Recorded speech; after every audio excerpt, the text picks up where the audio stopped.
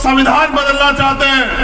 मैं आगरा की इस पवित्र धरती पे 13 तारीख के दिन रात को 11 बजे यह ऐलान करता हूं कि अगर उन्होंने संविधान की तरफ आग उठा करके भी देखी,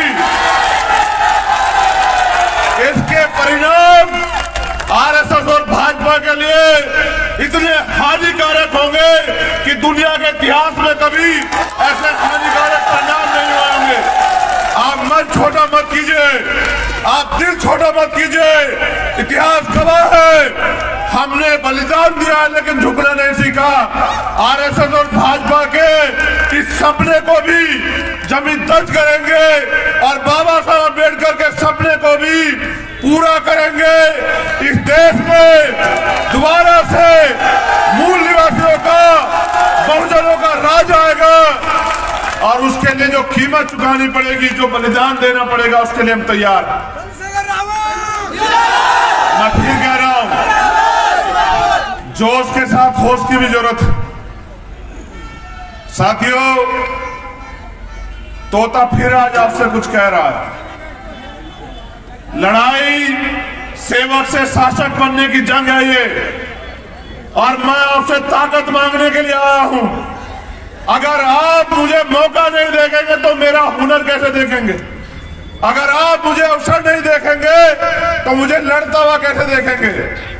मैं आज 13 अप्रैल की इस रात में जहां आप बाबा साहब को नमन करने के लिए आए हैं, मैं आपका खून होने के नाते, इस समाज का बेटा होने के नाते, एक गरीब परिवार से संघर्ष की लड़ाई को जो लड़ने के लिए आने मेरी इच्छा थी और मैं आया हूं।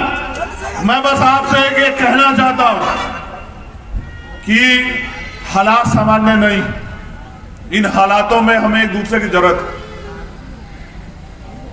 इन हालातों में हमें एकजुट होने की जरूरत है। इन हालातों में हमें अपनी ताकत बनाने की जरूरत है और इन हालातों में हमें दुश्मन को संदेश देने की जरूरत है कि वो अपनी औकात में रहे।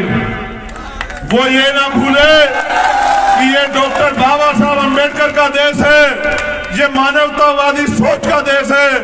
वो अपने गलत इरादों को भूल जाए। हमें मान सम्मान का जीवन जीने का अवसर अगर कहीं से मिला है तो संविधान से मिला है। हम जानवरों जैसा जीवन जीते थे, आज हमें समान अवसर मिले हैं। क्या आप चाहते हैं समान अवसर खत्म हो जाए?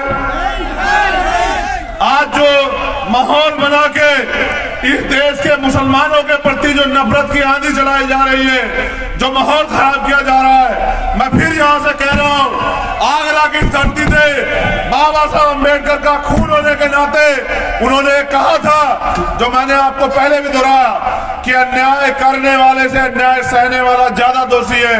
मैं फिर यहां से भी कह रहा हूं धरती से इस देश के मुस्लिम समाज के भाइयों के लिए कि वो घबराए ना, वो कमजोर ना माने।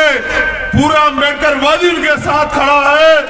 इस सरकार की जरा घरे भी हिला देंगे, ईंट से ईंट बजा देंगे। आप मेरी जिंदाबाद करने के बजाय मुझे लड़ने की ताकत दीजिए और अपने हौसले बुलंद रखिए। इस देश में संविधान है और जब तक संविधान है कोई आपके मान सम्मान के साथ खिलवाड़ नहीं कर सकता। जो करेगा संविधान के अनुसार जो उसको सजा वो मिलेगी। मेरा एकमात्र लक्ष्य ये है, बहुत सारे तोते आएंगे, अपनी अपनी जिम्मेदारी अदा करेंगे। मुझे मेरी जिम्मेदारी समझ आ गई, मैं अपनी जिम्मेदारी अदा कर रहा हूं और मैं चाहता हूं कि जीते जी इस देश की सर्वोच्च कुर्सी पे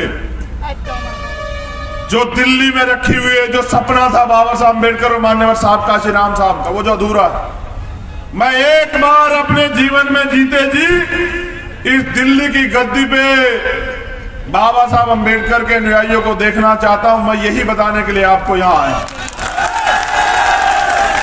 मैं जीती जिंदगी खुली आंखों से जो सपना हमने देखा है कि बाबा साहब ने जो रोते हुए कहा था आगरा में कि मुझे मेरे पढ़े लिखे लोगों ने धोखा दिया, मैं बाबा साहब का जो अधूरा सपना है आप सबके सामने इस बात की गवाही दे रहा हूं कि उस सपने को पूरा करने के लिए अपने लहू का एक कतरा जो है इस आंदोलन में समर्पित करने के लिए तैयार हूं।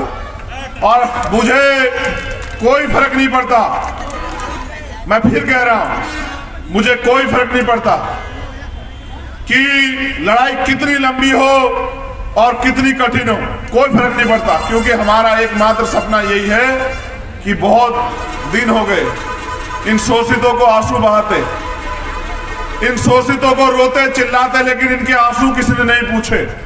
अब इन शोषितों को अपनी लड़ाई को मजबूत करने के लिए खड़ा होना पड़ेगा। अब इनको जिम्मेदार बनना पड़ेगा, अब इनको ताकतवर बनना पड़ेगा, अब इनको अपने इस देश की बागडोर अपने हाथ में लेनी पड़ेगी, तब जाके इस देश में भाईचारा कायम होगा।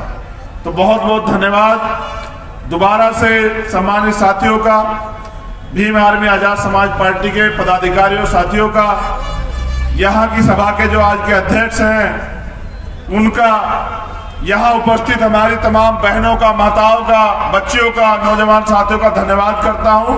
और आपसे अपील करता हूँ कि समय बहुत कम है, थोड़ा जोर लगा दो, कुछ को मैं जगाता हूँ, कुछ को आप जगा दो। बहुत बहुत